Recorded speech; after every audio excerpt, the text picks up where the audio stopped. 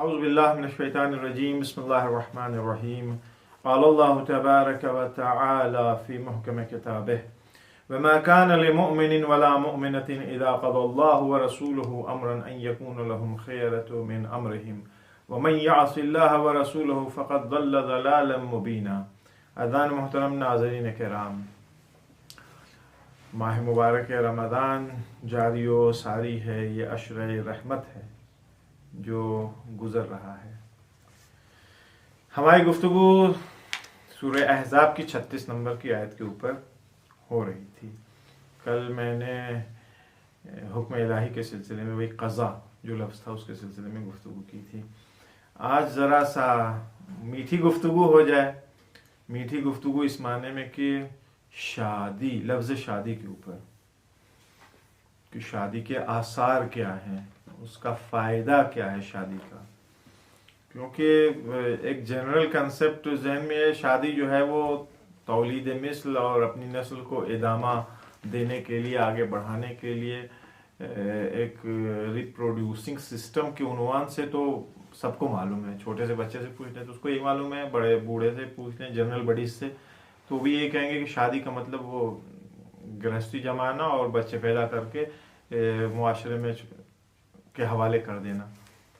تو یہ مقصد نہیں ہے شادی کا۔ شادی البتہ ایک مقصد یہ ہے، بہت بڑا مقصد ہے، یہ نسل انسان کی باقی رہے، لیکن یہی کہا جائے کہ صرف یہی مقصد ہے، ایسا نہیں ہے، اور بھی دوسرے فائدے ہیں جس کی طرف اشارہ کیا جائے گا۔ دیکھیے شادی کتنی اچھی چیز ہے، قرآن میں تاکید ہے، روایات میں تاکید ہے شادی کرنے کے لیے، اور اس کے لیے اتنے اچھا طریقہ بنا کر کے پیش کیا ہے شریعت محمدی صلی اللہ علیہ وسلم نے، دین مبین اسلام نے۔ لیکن یہ جو غرب ویسٹرن کلچر ہمارے ذہنوں کے اوپر سوار ہے آج کل کے، خدا عذاب نازل کرے اس کلچر اور فرہنگ کے اوپر۔ البتہ ہم دوسرے کو 100% گنہگار اور قصوروار نہیں ٹھہرا سکتے، خود ہماری تربیت کا بھی اثر ہوتا ہے۔ ہم جیسی تربیت اپنی اولاد کی کریں گے ویسی وہ بنے گی، کیونکہ بچے ہوتے ہیں، ان کا ذہن خام ہوتا ہے، صاف ہوتا ہے، جو دیکھتے ہیں گھر کے اندر، گھر کے باہر، وہ ایسے ہی اڈاپٹ کرتے ہیں انہی چیزوں کو۔ یہ ویسٹرن کلچر نے برباد کر رکھا ہے ہمارے معاشرے کو، ہمارے سماج کو، خاص طور سے وہ لوگ جو اپنے آپ کو مسلمان کہتے ہیں۔ اب یہ بیماری ان کے اندر بھی آ گئی ہے۔ شادی کے بدلے اب ہومو سیکسولیٹی بڑھ رہی ہے۔ نستجیر باللہ، استغفر اللہ ربی واتوب الیہ۔ گناہ کبیرہ کو ترقی یافتہ ہونے کے نام سے پیش کیا جا رہا ہے۔ صاحب ہم ترقی یافتہ ہیں، ہم ان کہتے قبیل، تو یہ سب فالتو بکواس ہے مولوی ملاؤں کی۔ نہیں، مولوی ملاؤں کی بکواس نہیں ہے، یہ انسانیت کا معیار یہی ہے۔ جانوروں کے اندر بھی اتنی شرافت پائی جاتی ہے کہ جانور ہومو سیکسول نہیں ہوتا ہے، وہ بھی پازیٹیو اور نیگیٹو کی طرف جاتا ہے، اپوزٹ کی طرف جاتے ہیں۔ یہاں ہومو سیکسولیٹی بڑھ رہی ہے ہمارے معاشرے میں، ایک یہ بیماری ہے۔ دوسری ایک بیماری منحوسیت، گناہ کبیرہ رائج ہے معاشرے میں، لیونگ ان ریلیشن شپ کے نام سے۔ کہ صاحب یہ ہمارے درمیان میں کوئی عقد اور کوئی نکاح اور کسی طرح کوئی ایگریمنٹ کی ضرورت نہیں ہے ہمیں، ہم لوگ آپس میں دوست ہیں، ایک ساتھ رہیں گے، سب کچھ کریں گے، کسی سے کیا مطلب۔ یہ کون سا دین ہے؟ آپ کون سے مسلمان ہیں؟ اور کمال افسوس اس وقت ہوتا ہے کہ ایک جاہل آدمی جس کو اسلام کی الف کی بھی خبر نہ ہو، وہ اگر اس طرح کی حرکتیں انجام دے تو آدمی 1 منٹ کے لیے صبر کر سکتا ہے، 1 منٹ کے لیے، اس سے زیادہ کے لیے نہیں۔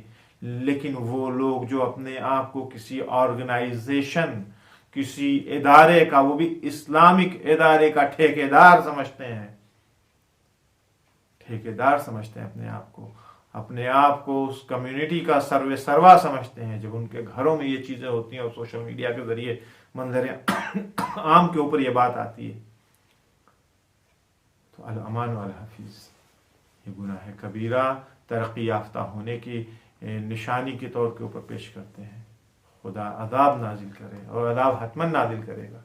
خدا لعنت کرے ایسے لوگوں کے اوپر جو دین کا چہرہ مسخ کرنا چاہتے ہیں، لیکن الاسلام یعلو ولا یعلی علیہ، یاد رکھیں کہ کبھی ایسا ہوگا نہیں۔ लाख हुकूमतें कानून बनाती रहें लिविंग इन रिलेशनशिप और होमोसेक्सुअलिटी का, लेकिन जो चीज़ बुरी है वो बुरी है। ज़र्रा बराबर भी अगर इंसान के पास अक्ल व शऊर होगा तो इस चीज़ को कबूल नहीं करेगा। शादी के बहुत फ़ायदे हैं, उसके असरात बहुत अच्छे अच्छे हैं। सबसे पहली चीज़, शादी जो है वो शराफत लेकर के आती है लोगों के अंदर। अच्छे से अच्छे बिगड़ैल की शादी कर दिए, नकेल लग जाती है। ये मुआशरे में मैंने भी बचपन से सुना है, आप लोग भी सुनते हैं और देखते होंगे। अच्छे अच्छे बिगड़े हुए लोग शादी के बाद सुधर जाते हैं। वो लड़का, वो जवान जो रात भर गायब रहता था, 2 बजे 3 बजे रात में घर में आता था, शादी कर दिए, वो 7-8 बजे के बाद से घर के बाहर नहीं दिखाई देगा। अगर निकलना भी चाहेगा तो हिम्मत नहीं पड़ेगी उसकी। इसका मतलब नहीं कि बीवी डंडा लेके खड़ी है, नहीं, वो अपने आप ऑटोमेटिकली एक मसूलियत, एक जिम्मेदारी उसके अंदर आ जाती है। वो लड़की जो रात भर चैटिंग और इधर उधर मशगूल रहती थी, अगर खुदा न खास्ता क्लब और डिस्को बार वाली थी, तो उसकी भी शादी कर दीजिए। वो भी फिर न बार में कदम जाएगा, न डिस्को में कदम जाएगा, न क्लब में कदम जाएगा, न फिर वो रात भर बैठी किसी से चैटिंग कर रही है। तो इंसान के अंदर फितरी तौर के ऊपर शराफत ईजाद होती है। शादी गुनाहों से रोकती है। शादी हो जाने के बाद आदमी गुनाहों की तरफ फिर नहीं पड़ता। बदबख्त ही है कोई आदमी, हालात उसके ऐसे, शादी भी ऐसी बर्बाद टाइप की शादी हुई है, तो फिर वो आदमी जाएगा, क्योंकि शादी के बाद नॉर्मल वेज में कोई गुनाह की तरफ नहीं जाते। ये सारी बातें नॉर्मल वेज की हैं। वो कंडीशंस अगर किसी के फर्क कर जाए, शादी बीवी होना ना होना किसी के लिए अगर बेकार है, उसका रहना ना रहना, तो ऐसी सूरत में आदमी जाएगा। फिर उस सूरत में ये बीवी हो या शौहर हो, दोनों में से जो भी मुनारिफ हो रहा, वो डबल अजाब काटेगा, डबल गुनाह उसको नसीब होगी।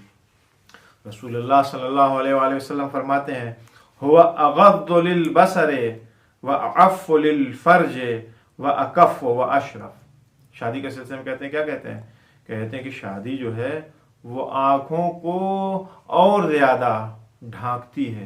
यानी क्या मतलब, अभी कल तक आप शादी के पहले अगर इधर निगाहें गाड़े खड़े हैं, उधर झांक रहे हैं, उधर ताक रहे हैं, उधर झांका ताकी किए हैं, उनके ऊपर इनको टीप रहे हैं, तो शादी के बाद से ये चीज़ें जो है बंद हो जाती हैं। अगर पहले ये काम नहीं करते थे, गलती से कभी कदार निगाह इधर उधर चली गई, तो शादी के बाद से तो वो गलती से भी नहीं जाएगी, जिसे कहते हैं बाई मिस्टेक भी मिस्टेक नहीं होती है। फिर उसके बाद उसी में फरमाते वह आफ़ु लिल फ़रज। शादी जो है वो क्या करती है, शर्मगाह, इंसान की शर्मगाह को पाकतर करती है, बहुत ज्यादा अफीफ कर देती है शर्मगाह को। फिर हर जगह इंसान अपना मुंह नहीं मारता फिरेगा, हर चीज की ख्वाहिश नहीं रहेगी, इंसान के पास मौजूद है, चाहे वो मर्द हो चाहे औरत हो। फिर वह अकफ हो वह अशरफ हो, बहुत ज्यादा उसको गुनाहों से महफूज रखती है, बहुत ज्यादा उसको शराफत नसीब होती है शादी के बाद। तो ये शादी जो है ये एक ऐसा अमल है जिसके जरिए से इंसान के जिनसी जो ख्वाहिशात हैं वो कंट्रोल में रहते हैं। फिर इधर उधर सर मारने की जरूरत नहीं होती है, उसको इधर उधर किसी के ताक झांक करने की जरूरत नहीं होती, किसी को टीपने की जरूरत नहीं होती, बैठ करके किसी को घूर रहा हो इंसान के अंदर शराफत इजाद करती है शादी। दूसरा फायदा शादी का सुकून है।